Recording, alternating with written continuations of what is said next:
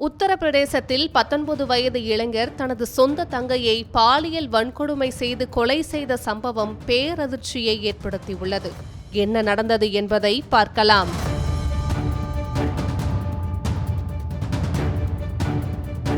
உத்தரப்பிரதேச மாநிலம் கசாகஞ்ச் பகுதியை சேர்ந்தவர் 19 வயதான சஞ்சுகுமார்.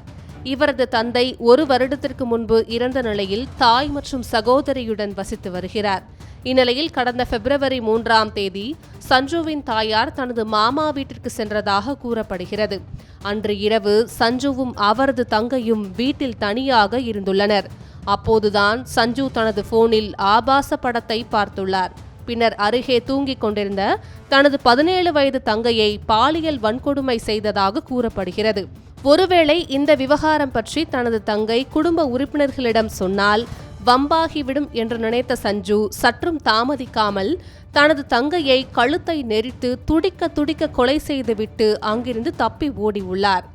இந்த விவகாரத்தில் சஞ்சுவின் மாமா கொடுத்த புகாரின் பேரில் வழக்கு பதிவு செய்த போலீசார் தப்பி ஓடிய சஞ்சுவை சுற்றி வளைத்து கைது செய்தனர்.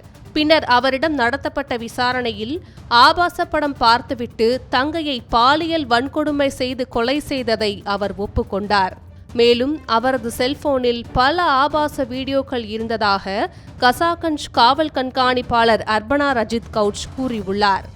சமீபத்தில்தான் சென்னை உயர்நீதிமன்றம் 2K கிட்ஸ் ஆபாச படங்கள் பார்ப்பதற்கு அடிமையாக இருப்பதாகவும் இதற்கு தண்டனை கொடுப்பதை விட அவர்களுக்கு அதற்கான விழிப்புணர்வையும் அதற்கான கல்வியையும் கொடுக்க வேண்டும் என்று அறிவுறுத்தியிருந்தது. இந்நிலையில் உத்தரப்பிரதேசத்தில் சொந்த தங்கையை பாலியல் வன்கொடுமை செய்த அண்ணனின் செயல் அதிர்ச்சியை ஏற்படுத்தியுள்ளது. மேலும் பாலியல் கல்வியை முறையாக கற்றுக் கொடுக்க வேண்டும் என்ற கோரிக்கையும் வலுத்துள்ளது.